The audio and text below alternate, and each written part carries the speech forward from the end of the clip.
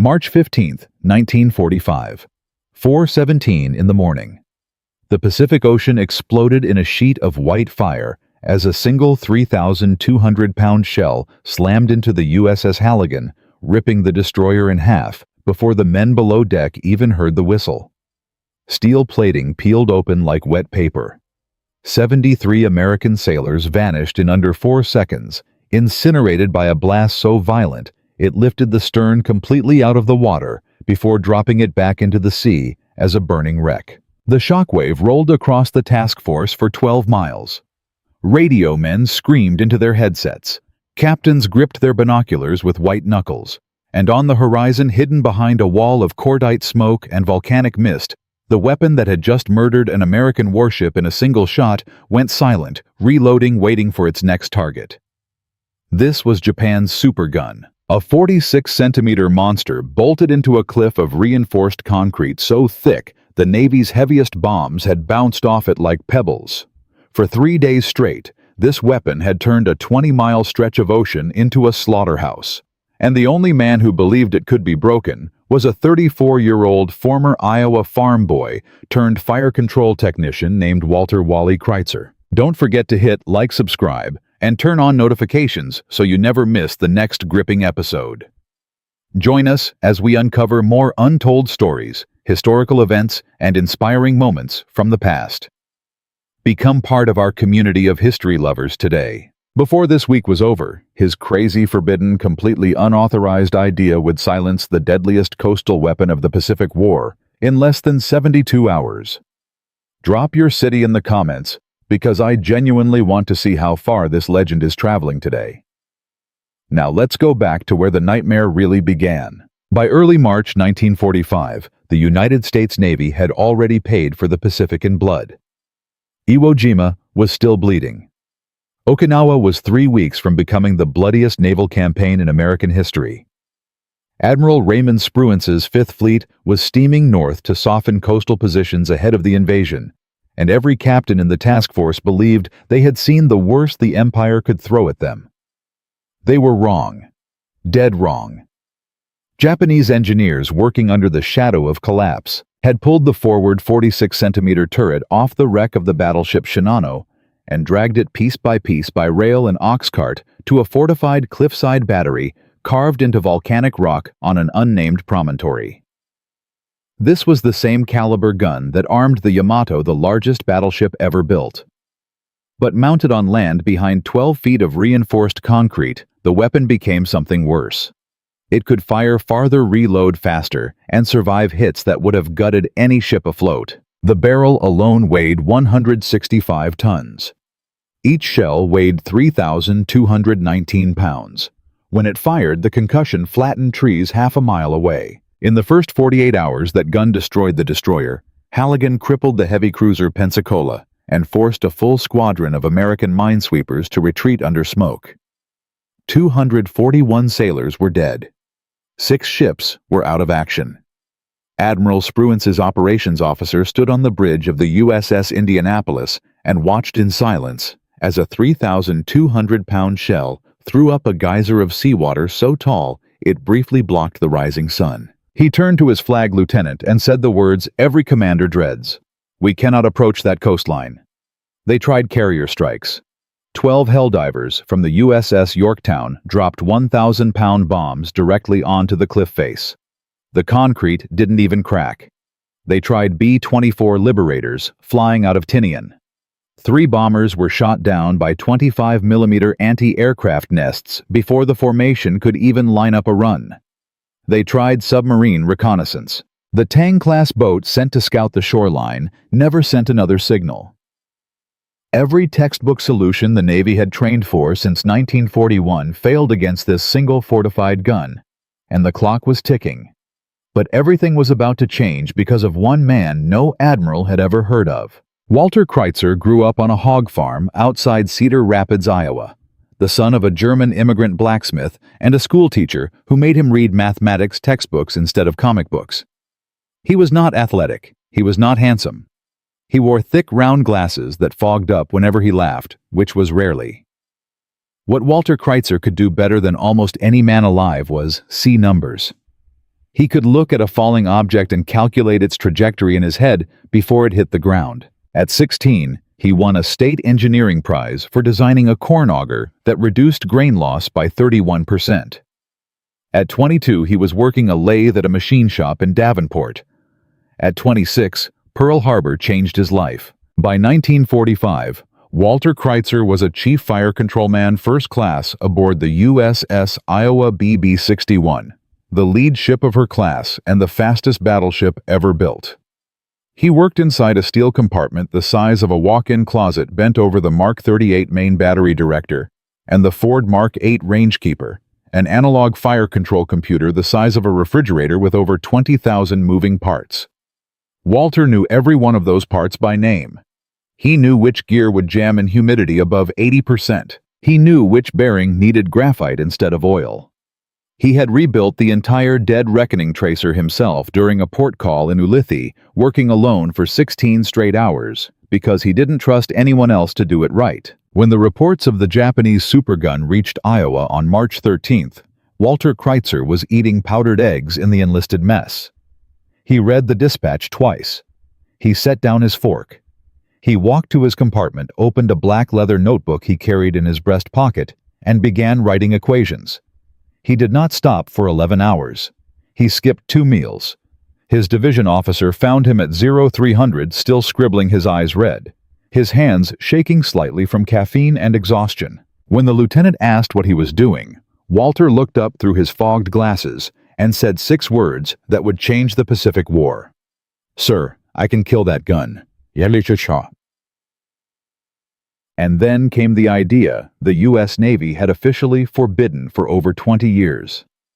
Walter Kreitzer wanted to perform a maneuver the Bureau of Ordnance had classified as suicidal since 1923.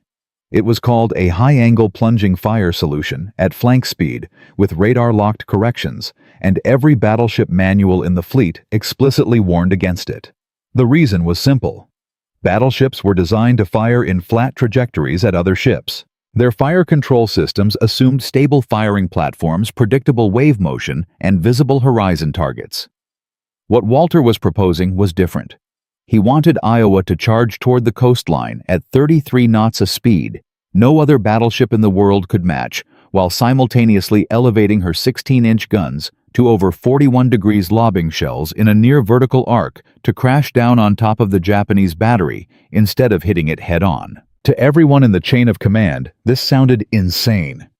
You don't run a 45,000-ton battleship straight at a fortified gun that just killed a destroyer in one shot. You don't bet the lives of 2,700 sailors on an analog computer solving an equation it was never designed to handle.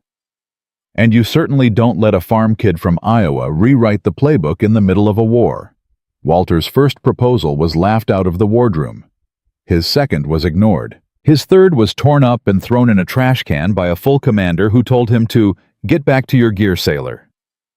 But Iowa's Captain John L. McCreary, a man who had once served as naval aide to President Roosevelt, was different.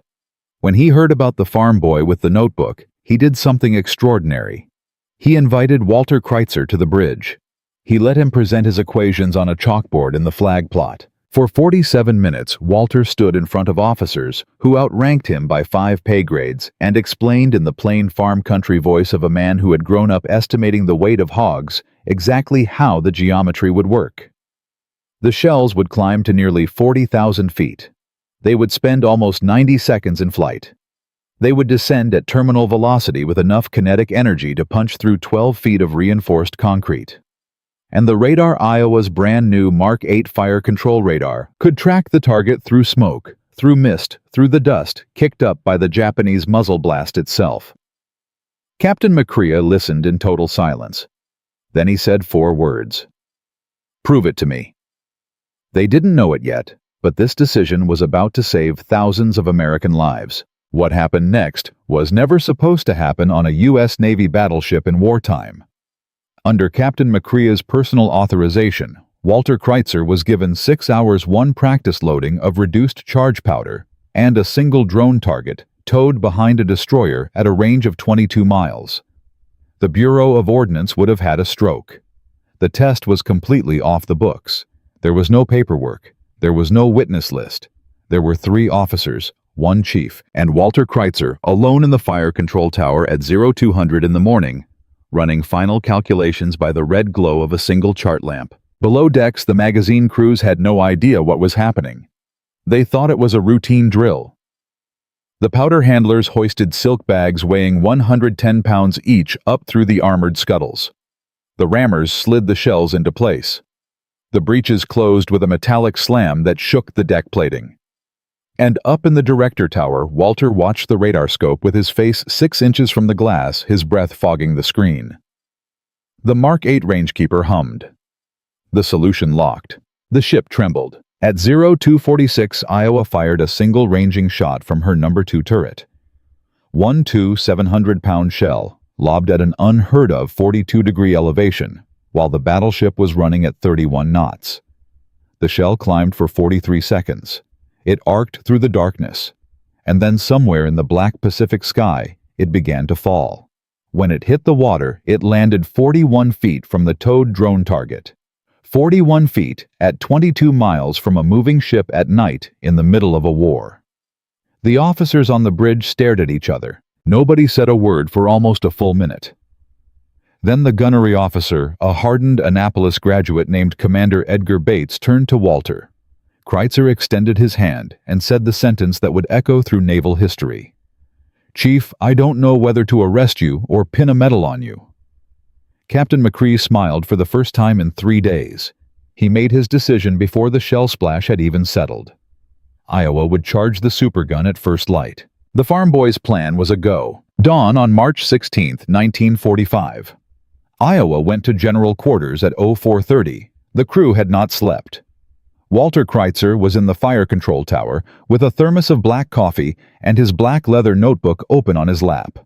The Pacific was flat gray and silent. At 0517, the lookout spotted the muzzle flash of the supergun 24 miles to the northeast.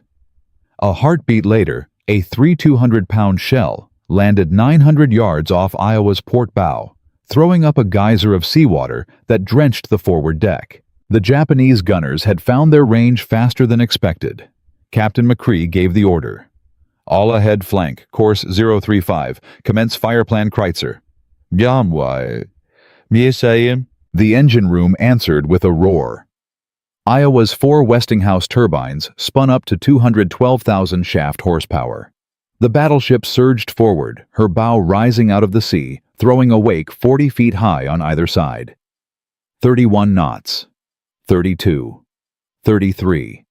No battleship in history had ever charged toward a fortified coastal gun at this speed. In the director tower, Walter locked the Mark 8 radar onto the cliff face, fed the solution into the rangekeeper, and watched the analog dials spin into position at 0524. Iowa fired her first full broadside. 9 16-inch rifles erupted in a single synchronized thunderclap. The shockwave flattened the sea for 200 yards around the hull. The shells climbed into the morning sky, 9 black specks against the gray dawn, and disappeared from sight. 47 seconds later, the cliff face exploded. A geyser of pulverized concrete and volcanic rock rose 600 feet into the air. The reinforced casemate, supposedly impervious to American firepower, split open like a cracked egg. A secondary detonation rippled through the ammunition magazine behind the gun. Flames shot horizontally out of ventilation shafts. And then, with a groan of tortured steel that could be heard from Iowa's bridge, the 165-ton barrel of Japan's supergun sagged and collapsed sideways onto the shattered mount. In the director tower, Commander Bates grabbed Walter Kreitzer by the shoulder and actually lifted the smaller man off his feet. The farm boy from Iowa had done it. In one broadside, in 68 seconds of combat. He had killed the weapon the Navy said could not be killed. But as the smoke cleared and Iowa's spotters scanned the devastation, Walter Kreitzer froze. Through the Mark 8 radar, through the shimmering heat of burning concrete, a second echo appeared higher on the ridge, and then a third, and then a fourth. The Japanese had not built one supergun on that coastline. They had built 4. And 3 of them were still fully operational, already traversing their massive barrels toward the USS Iowa. Walter lowered his notebook. He wiped his foggy glasses. He looked at Captain Kryer through the voice tube and said the quietest, coldest sentence of his life. "Sir, we are going to need a lot more ammunition." What happened next would become the most punishing 72 hours of naval gunnery in the history of the Pacific War.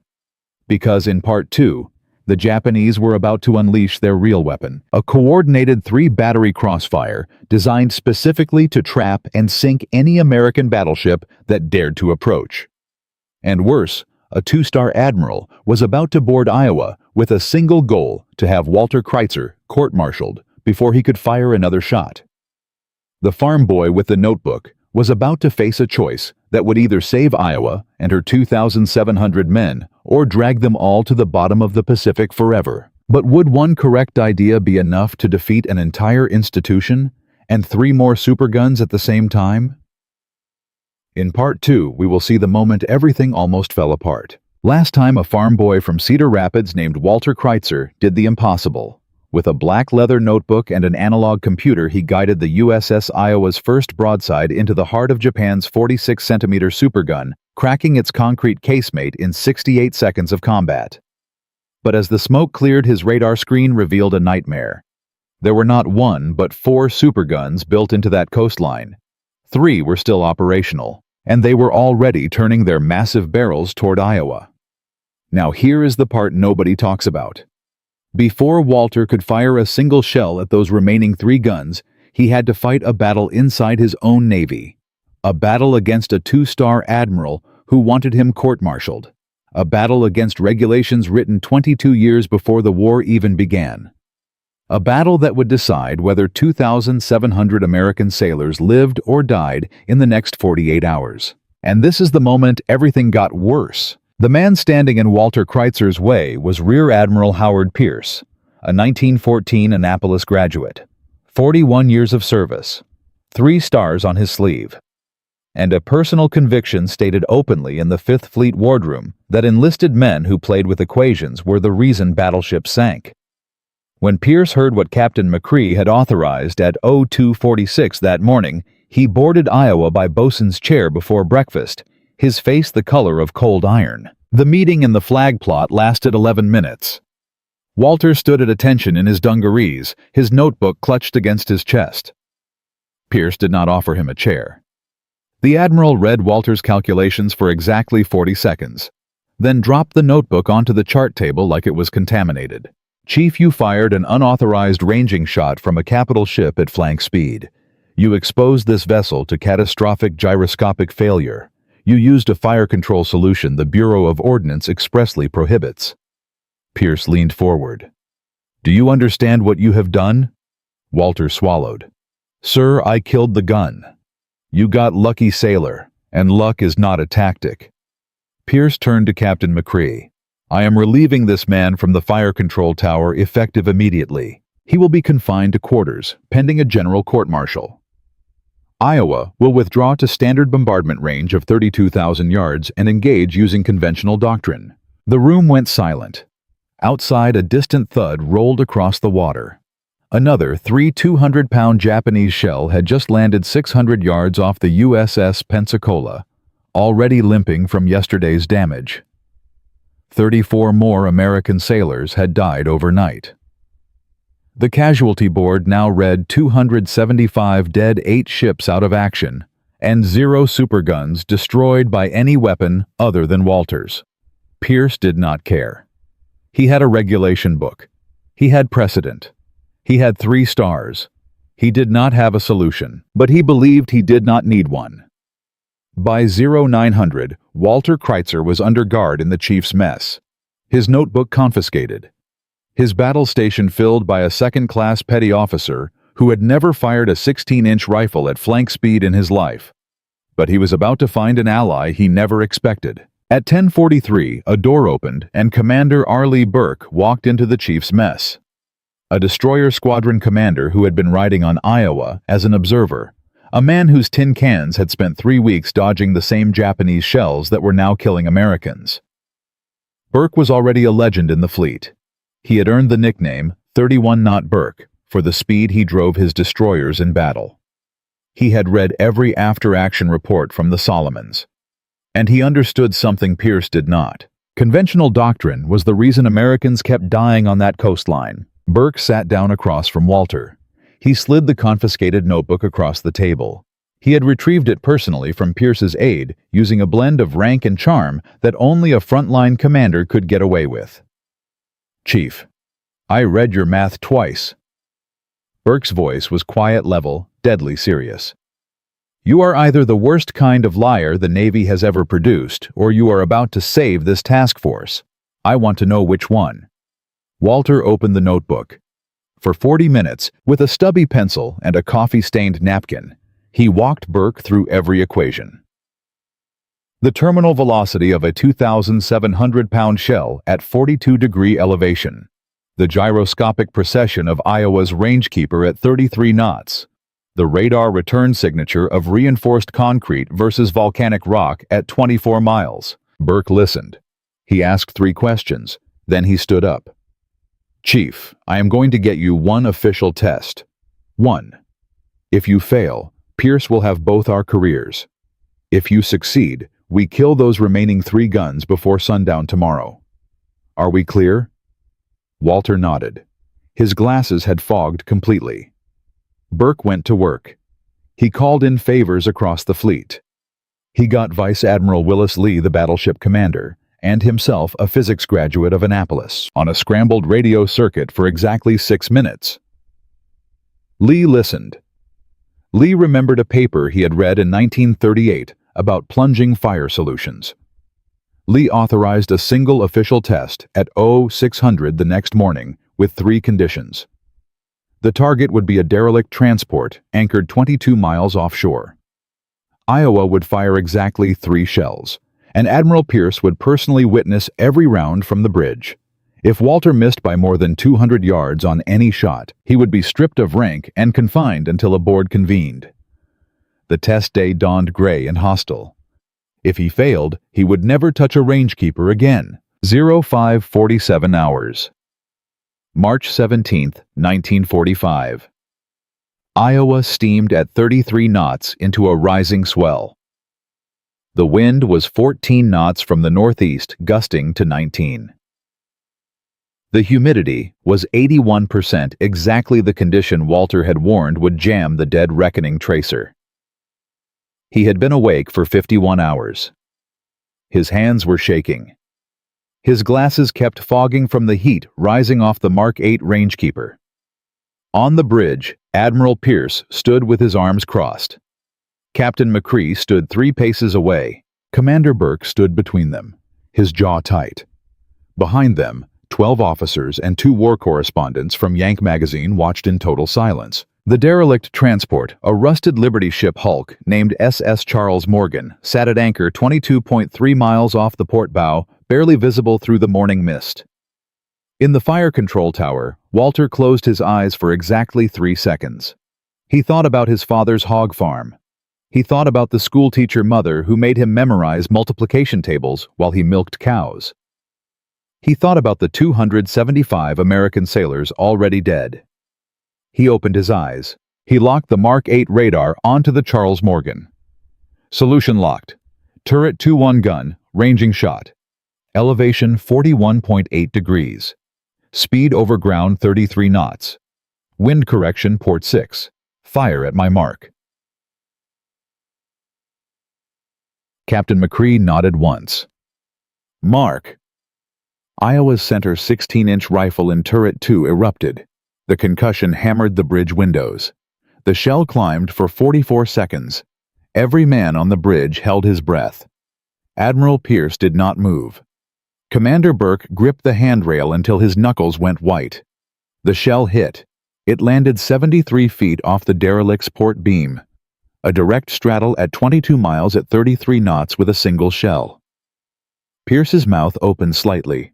He said nothing. Walter's voice came through the voice tube again, steadier now.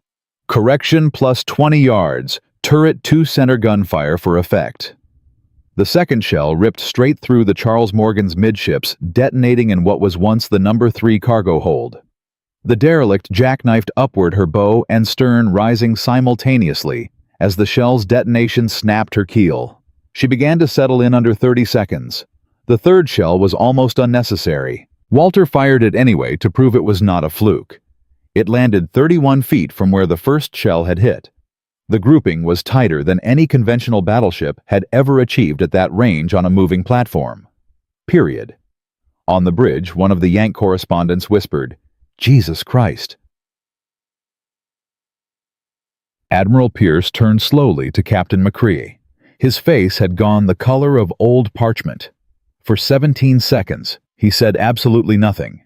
Then he reached up and unclipped the brass whistle from his uniform. He set it on the chart table. It was the gesture of a commander formally deferring tactical authority.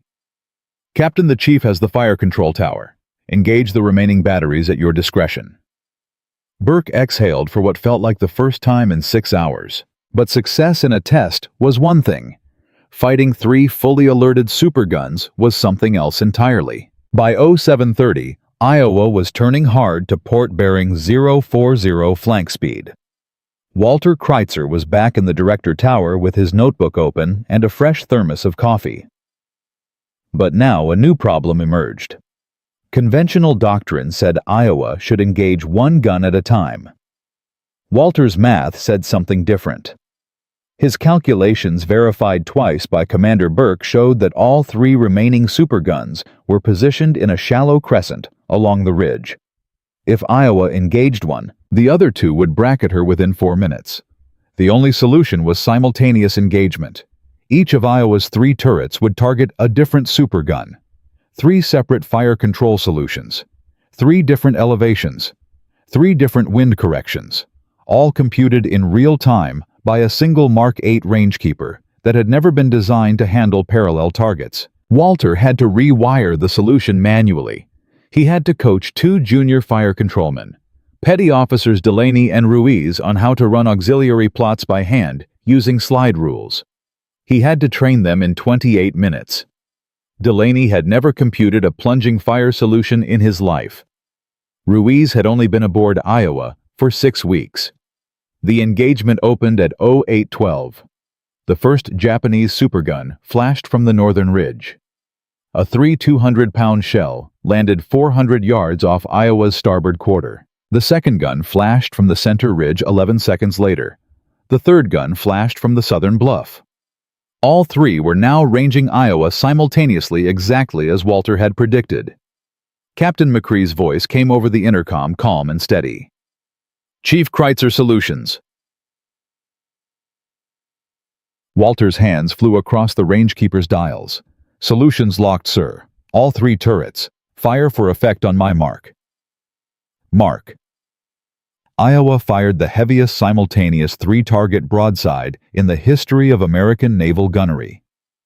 9 shells climbed into the morning sky, splitting into 3 separate arcs that no enemy had ever seen a single battleship produce. 51 seconds later, the entire ridgeline convulsed. The northern supergun exploded into a fireball that lit up the dawn. The center gun's casemate collapsed inward, burying the barrel under 400 tons of rock. The southern gun took 2 direct hits and disintegrated. In 17 seconds, Walter Kreitzer had killed 3 superguns at the same time. But something was wrong.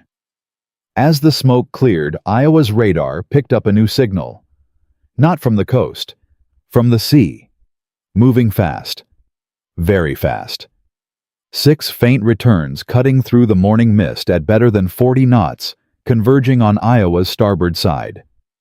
Japanese intelligence had been watching. They had been listening.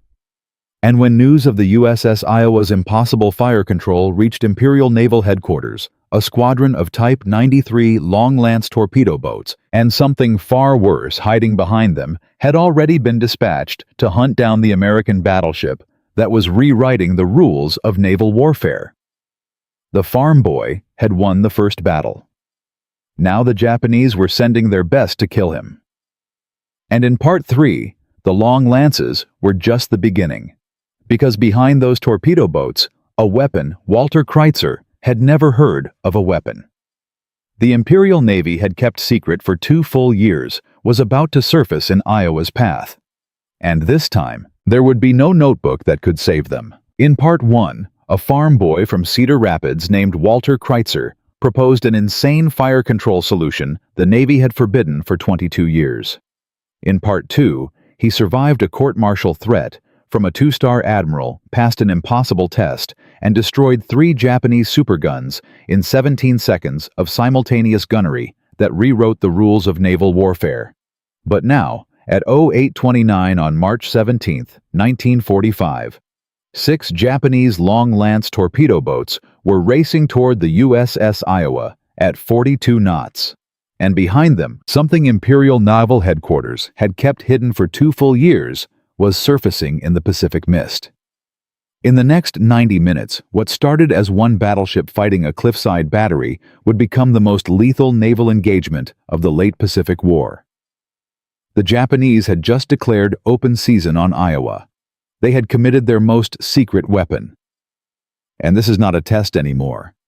This is extermination. The secret weapon surfacing behind the long lance boats was the I-401, a Sentoku-class submarine, the largest submarine ever built by any nation up to that point in history. 400 feet long, 6,500 tons submerged. Carrying 3 ICM 6A1 Siran float bombers inside a pressurized watertight hangar. The Imperial Navy had built only 3 of these monsters. They were meant to cross the Pacific and bomb the Panama Canal. Admiral Somu Toyoda, Commander-in-Chief of the Combined Fleet, had personally authorized diverting the I-401 from its strategic mission to hunt Iowa, inside the Japanese command bunker at Kryer. Admiral Toyoda had received the first reports at 07:21. One American battleship had just destroyed 4 46-centimeter superguns in under 90 minutes of combined engagement. 4 weapons that had cost Japan 19,000 tons of steel, 18 months of construction, and the last reserves of hardened concrete on the home islands. The admiral slammed his fist on the situation table so hard that a teacup shattered. He ordered every air asset within 400 nautical miles of Iowa to sortie immediately. He ordered the I-401 to surface and launch her bombers. He ordered the 2nd Torpedo Squadron's 6 long lance boats already pre-positioned in a hidden cove to attack at flank speed. The long lance itself was the deadliest torpedo in the world. Type 93, 24 inches in diameter. Oxygen-propelled. A range of 22 miles at 49 knots. Carrying a 1,080-pound warhead. It left almost no wake. At Savo Island in 1942, long lances had sunk 4 Allied cruisers in 32 minutes. Now 6 of them were bearing down on Iowa, each boat carrying 4 torpedoes. 24 warheads. Any single one could snap the battleship's keel.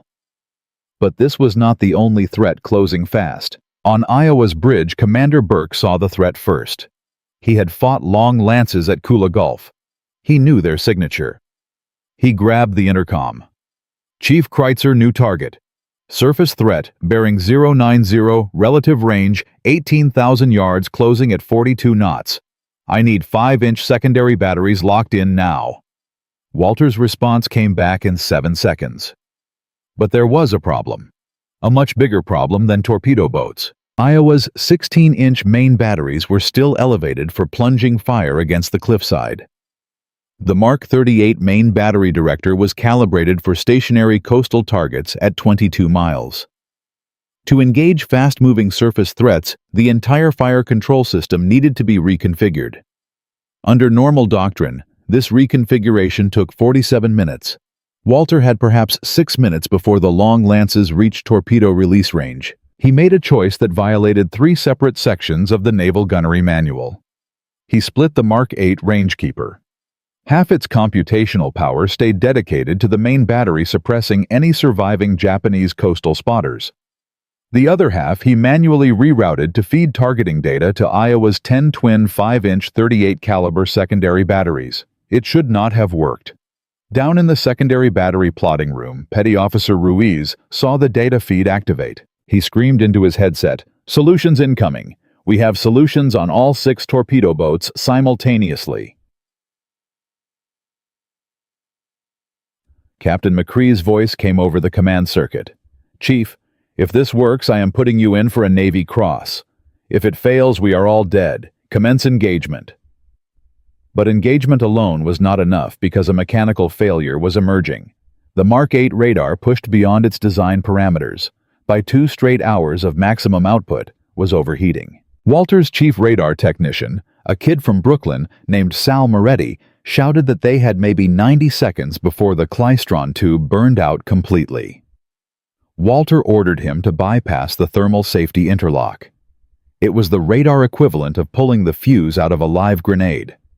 The tube kept running, and then someone on the bridge looked up. 3 specks emerged from the low cloud ceiling at 8,000 feet.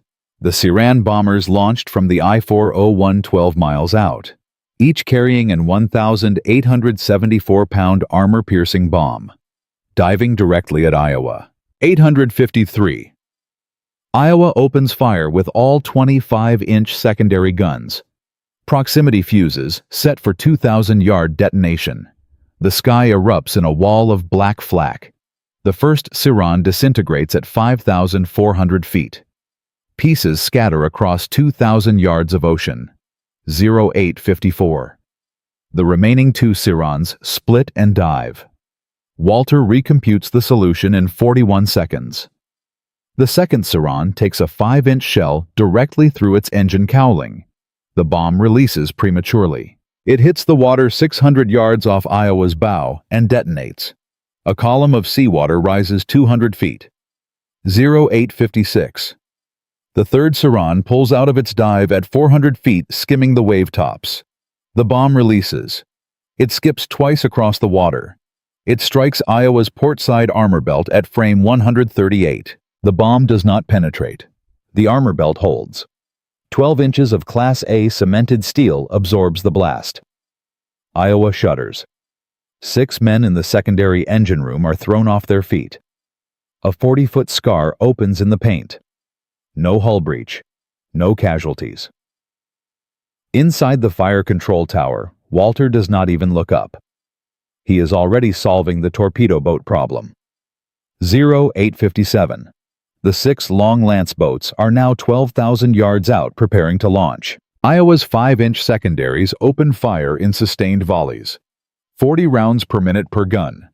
800 rounds per minute total. The ocean between Iowa and the torpedo boats turns white with exploding water. 858. The first long lance boat breaks in half. Direct hit amidships. She sinks in 19 seconds. 0859. Boats 2 and 3 launch torpedoes at maximum range and turn to run. 8 long lances in the water heading for Iowa at 49 knots. Captain McCree's voice is steady. Right full rudder. All ahead flank. Combing turn. Iowa turns into the torpedo spread. At 33 knots, she presents the smallest possible profile. The long lances race past her port and starboard sides. The closest one passes 43 feet from the hull. Not one hits. 859. Boats 4 and 5 launch and turn. Another 8 torpedoes. Iowa executes a second combing turn, this one so violent that the starboard deck goes underwater for 6 full seconds. Again, every torpedo misses. 0903. Boat 6 does something no one expects. She does not launch.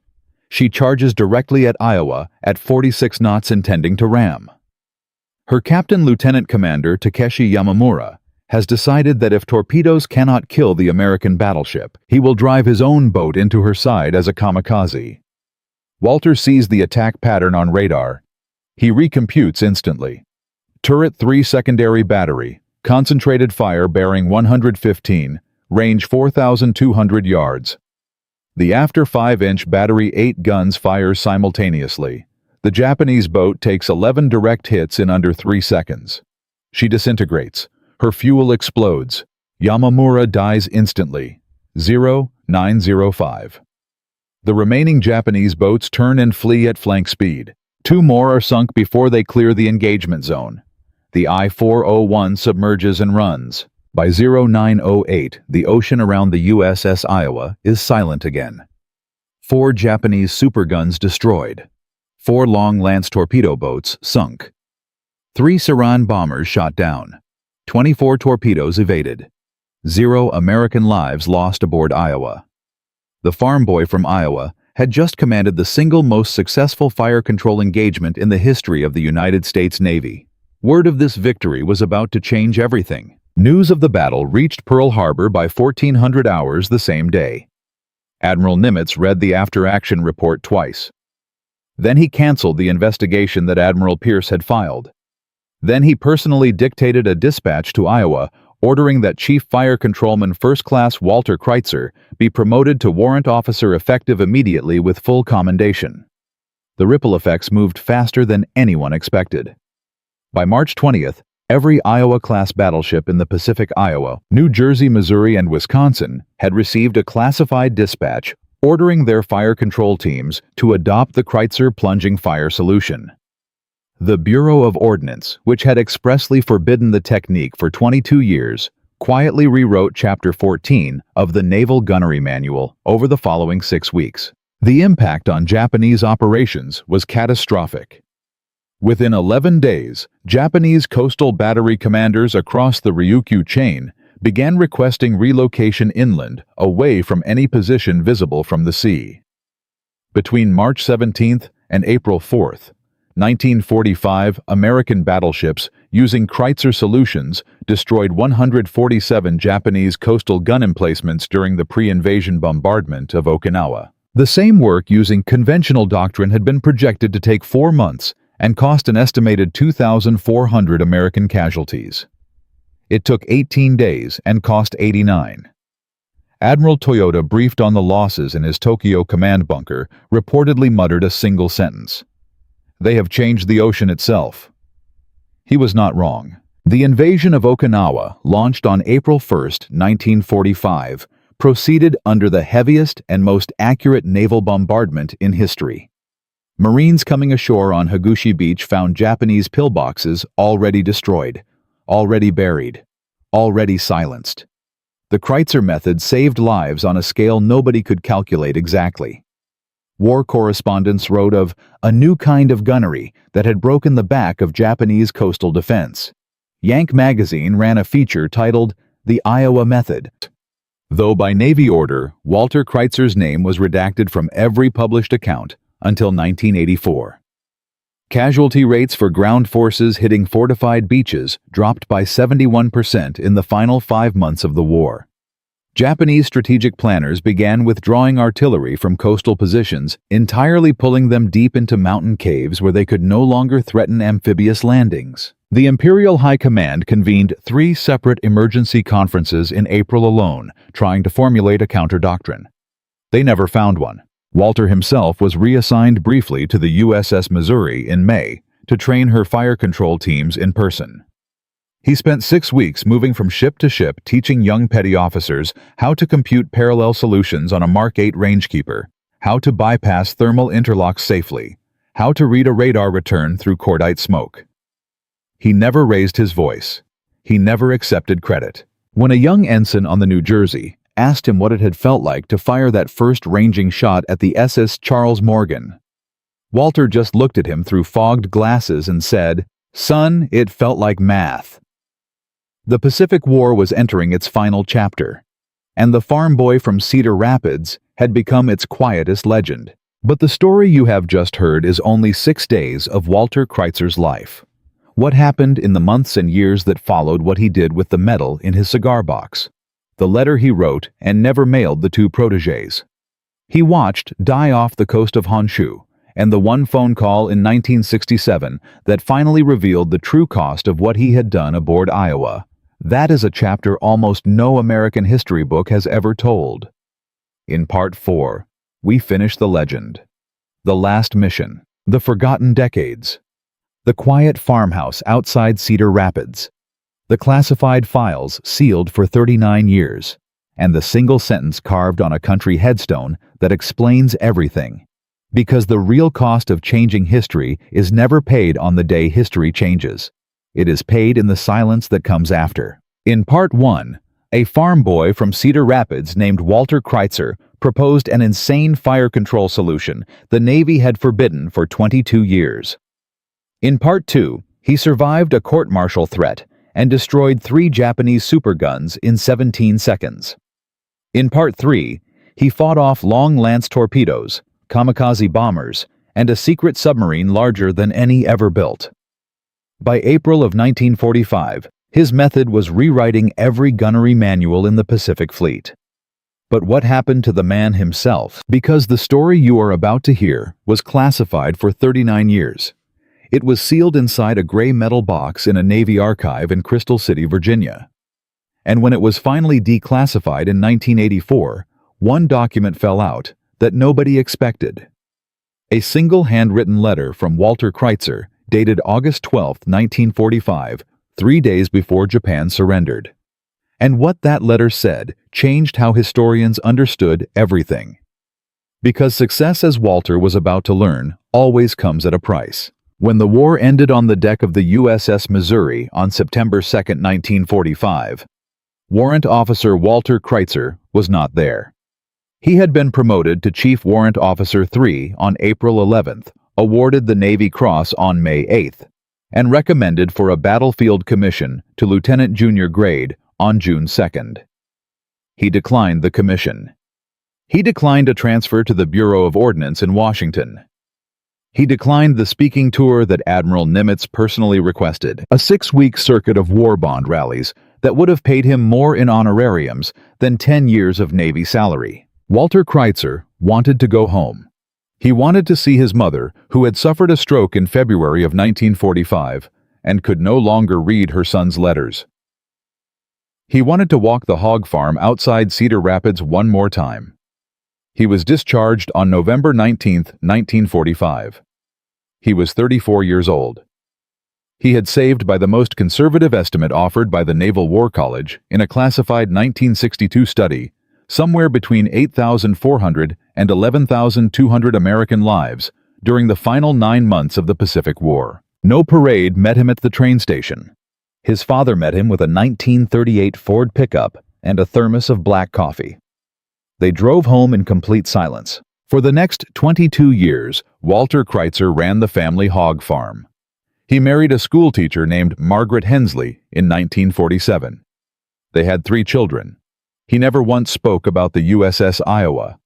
Not to his wife, not to his children, not to the reporters from the Cedar Rapids Gazette who called in 1955 and again in 1961 asking about his Navy Cross. When his son Thomas found the medal in a cigar box in the basement in 1959, Walter took it from the boy's hands, put it back in the box, and said only 8 words. Those belong to men who did not come home. Commander R. Lee Burke went on to become the Chief of Naval Operations. The R. Lee Burke class guided missile destroyer, the most produced warship class in modern American history, carries his name. Captain John McCree received his 2nd star and commanded the Iowa Group through the Korean War. Admiral Howard Pierce, the officer who had tried to have Walter court-martialed, retired in 1947. He died in 1953 in a small apartment in Annapolis, having never again held a sea command. But Walter's real legacy was not the medal in the cigar box. The Kreitzer plunging fire solution, officially designated Fire Control Procedure 14B in the revised 1946 Naval Gunnery Manual, became the foundation for every naval surface fire control system built for the next 50 years. When the USS Missouri opened fire on North Korean coastal positions at Wonsan on October 21, 1950, she used Walter's math. When the USS New Jersey returned to service off Vietnam in 1968, she used Walter's math. When the USS Iowa herself was reactivated under President Reagan in 1984, her fire control officers trained on procedures that still carried the annotation Kreitzer Method March 1945, USS Iowa BB-61.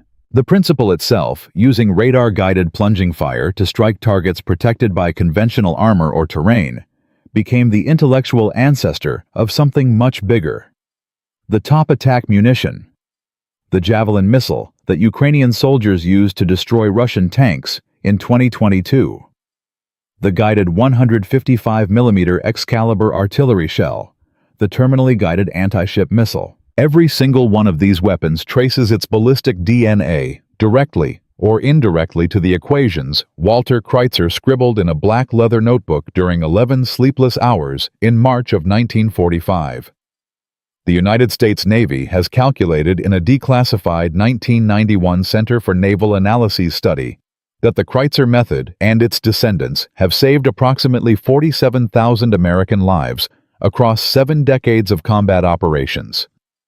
47,000 from one farm boy with fogged glasses and a stubby pencil. The British Royal Navy adopted the method in 1947. The French Marine Nationale adopted it in 1949. The Soviet Navy reverse-engineered it from captured documents in 1951. Today, 23 navies around the world still teach variations of the original Kreitzer solution. But the technology is not the deepest lesson of this story. The deepest lesson is about institutions. The United States Navy in 1945 was the most powerful military organization in the history of the world. It had infinite resources, the finest engineers, the most advanced technology on the planet. And yet, for 22 years, it had officially forbidden the exact technique that would win the Pacific War. Why? Because an admiral in 1923 had written a memorandum declaring it too dangerous. Because the procedure had become doctrine. Because doctrine had become orthodoxy. Because orthodoxy had become truth. And truth had become untouchable. It took a chief petty officer from a hog farm in Iowa, a man with no political connections and no institutional power, to prove that the entire Navy had been wrong for 2 decades. This is not unique. Think of Billy Mitchell, the Army officer court-martialed in 1925 for insisting that airplanes could sink battleships vindicated by Pearl Harbor 16 years later. Think of Hyman Rickover, who fought the naval establishment for 15 years to build a nuclear submarine fleet. Think of John Boyd, the Air Force pilot, who was denied promotion 3 times for inventing the aerial combat theory that still governs modern fighter design. In every case, the pattern is identical. One person with a correct idea. An institution that resists. A moment of crisis that forces change. Lives saved on a scale no one can calculate. And the lesson is not limited to the military. Every major innovation in human history has followed the same arc. The insider says it cannot be done. The outsider proves it can. The institution absorbs the change and then quietly rewrites history to pretend it supported the change all along. Walter Kreitzer understood this. He lived it. He refused for the rest of his life to take credit that he believed belonged to the system that had tried to silence him. And there is one last detail almost no one knows. When the National Archives declassified Iowa's combat logs in 1984, researchers found something unexpected tucked inside a sealed personnel file. It was a handwritten letter dated August 12, 1945, 3 days before the Japanese surrender. The letter was addressed to Admiral Chester Nimitz. It was written by Walter Kreitzer. He had never mailed it. The letter asked Admiral Nimitz to please ensure that any future recognition of the Kreitzer method would also include the names of Petty Officer Salvatore Moretti, the radar technician who had bypassed the thermal interlock, and Petty Officer Ernesto Ruiz, who had run the secondary battery plots by hand. Both men had been killed in action on July 24, 1945, off the coast of Honshu, during a bombardment mission that used the Kreitzer method to destroy a Japanese industrial complex at Kamaishi. Their destroyer, the USS Callahan, had been struck by a kamikaze. Walter had been on a supply ship 3 miles away. He had watched his 2 protégés die. He had never spoken about it again. The letter he never mailed ended with one sentence. "Sir, the math was mine, but the courage belonged to them." In 1985, 40 years after the war, the Navy quietly added the names Moretti and Ruiz to the official citation for the Kreitzer fire control method. The revised citation is still used today at the Surface Warfare Officer School in Newport, Rhode Island, where every young naval officer learns Procedure 14. B.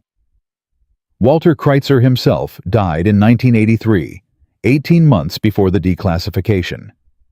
He never knew the letter had been found. He never knew his wish had been granted. He is buried in a small country cemetery 11 miles outside Cedar Rapids, Iowa, under a simple headstone that lists his name, his dates, and one line he had dictated to his wife before he died. He did his job. From a hog farm in Cedar Rapids to a cliffside in the Pacific. From a notebook in a chief's locker to a doctrine that has guided 7 decades of naval warfare. From a man the Navy tried to court-martial to a method that has saved 47,000 American lives. Walter Kreitzer proved that the most powerful force in modern warfare is not steel or powder or radar, or even courage. It is a correct idea in the hands of someone stubborn enough to defend it. He proved that real breakthroughs come from people who see clearly what others cannot see, and who are willing to stand alone against an entire institution until the institution catches up. If you know a story like this, a story of one forgotten person whose quiet work changed everything, share it in the comments below. These are the stories American history forgets, and these are the stories we exist to tell. Hit the like button if Walter's story stayed with you. Subscribe and turn on notifications because there are hundreds more stories like this one waiting to be told. Veterans engineers, code breakers, mechanics, nurses, pilots, and farm boys who changed the world with nothing but a notebook and a refusal to be silenced. And remember this, the next time someone tells you an idea is insane, forbidden, ridiculous, or impossible. Somewhere in America, in March of 1945, a man with fogged glasses and shaking hands stood alone in front of 3 admirals and said 6 quiet words that saved 11,000 lives. "Sir, I can kill that gun." That is the sound of history changing. That is the sound of one person refusing to break. That is, and always will be, the quiet thunder of American courage.